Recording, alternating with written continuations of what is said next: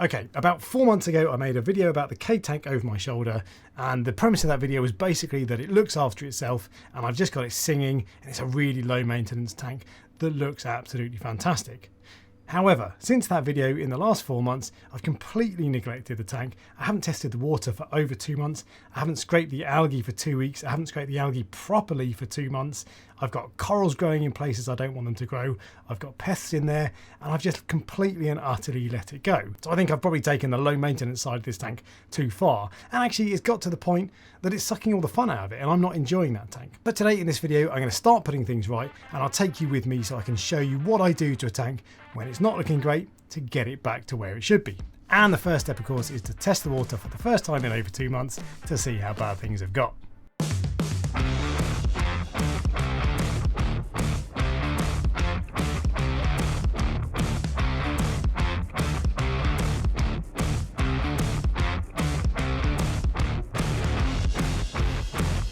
Alright, nitrate 17.1, phosphate 0.62. Nitrate totally fine, phosphate far too high. Last time I tested phosphate 0.43, which itself was too high. So I need to do something to correct that, and I need to do something to correct my salinity. Let's see what calcium and magnesium are like.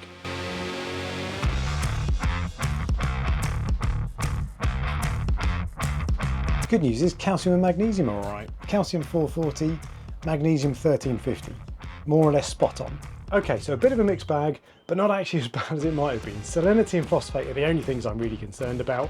So what I've done to start with is I've removed a few litres of salt water in order to replace it with fresh water from the auto top off, and that way that will bring my salinity down. So step one is to do that and get the salinity probably down to about 36 parts per thousand, and then I'll deal with the other issues after that.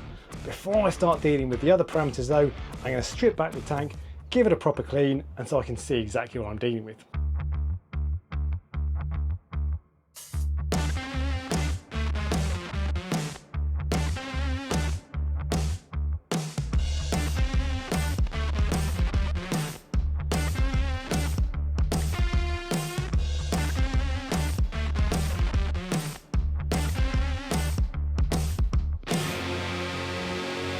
Okay, so the first pass has cleared most of the algae that you get day to day, but there are still loads of these patches here that I haven't cleaned for absolutely weeks, and they're not going away with the flipper. So the next step is to get my trusty elbow grease algae scraper and deal with the hard stuff.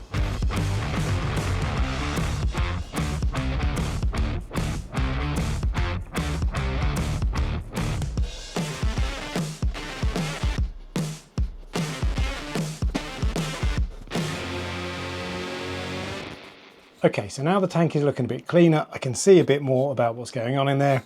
There's a couple of corals looking a bit sad. I've got loads of vermitid snails to get rid of. I've got patches of bubble algae to get rid of. And I've got a couple of corals that are growing in places they shouldn't be, that I haven't done anything about for a while, and I need to do something about before it starts to take over. So now let's start attacking the pests and the undesirable things.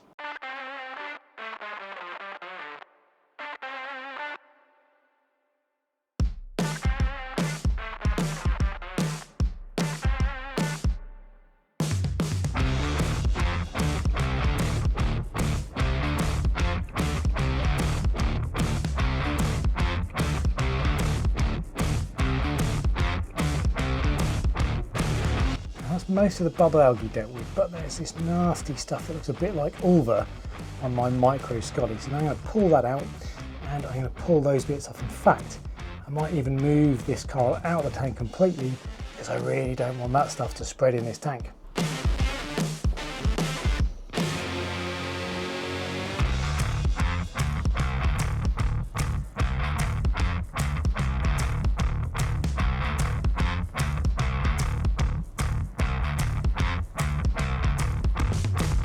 Now I've cleaned most of the algae off here, but if it is ulva, that stuff is really nasty if you've got a tank with no tangs. So it's coming out of this tank here, and it's going to go down into my main tank where it can get cleaned off by my foxface.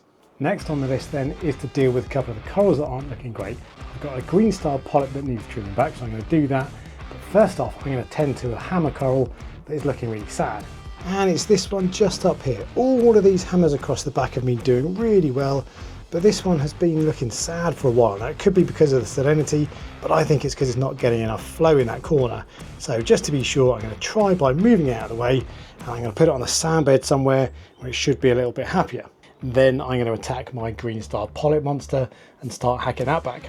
Out comes my little Euphyllia frag then, and I'm going to put it on this little coral frag plug stand, so now it can sit freely in a sand bed, and let's see how it gets on there.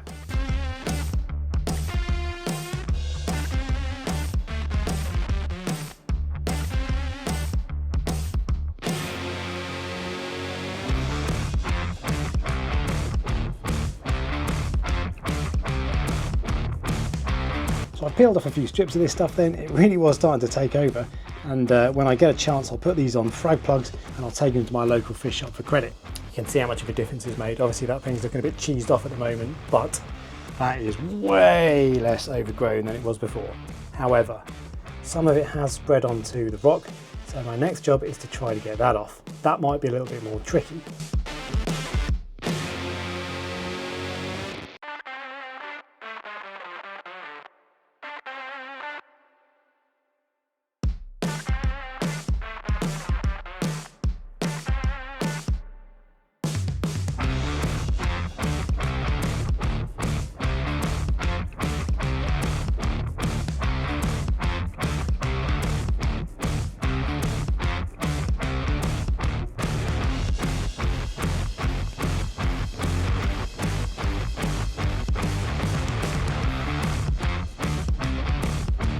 Now we can all agree that that is not exactly pretty, but it will be effective, although there is a tiny patch that I've missed, but that is going to be a good start. What I need to do now though is, because Milliput uses up oxygen, I need to make sure I keep the pumps on and the water moving, and I'm also going to do a water change to get rid of all the junk that I've got that I've freed up in here, and to remove some of the dust from the Milliput.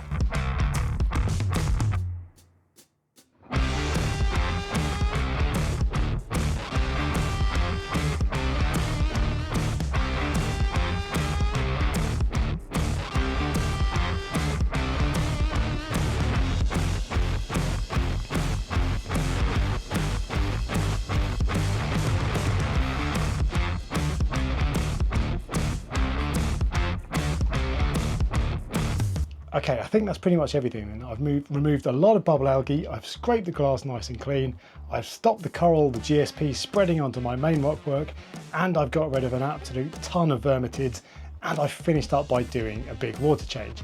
I'm actually going to do another 25% water change later on after I make this video, and I'll bring you the results of that at the end of this video so you can see how the tank looks, how the parameters look after 2 big water changes. The last thing to do though is clean the glass so it's looking nice and shiny, then I can sit back and let it settle.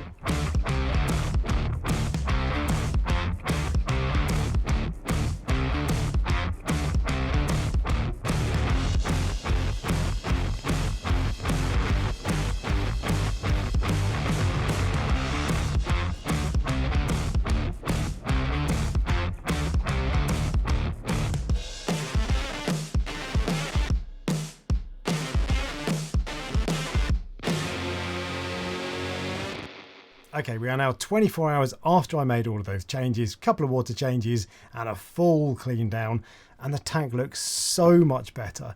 The GSP, you wouldn't know I hacked a ton of it back. It looks really healthy and puffy. It looks absolutely fantastic. The trumpet coral looks amazing. My acans look fleshy and puffy. Everything looks much happier. Even that sad little Euphyllia that looked like it was almost dying, all right, it doesn't look fantastic, but it looks noticeably better now than it did before. And all that took was an hour and a half's worth of work. Now I'll put my parameters before and after up here.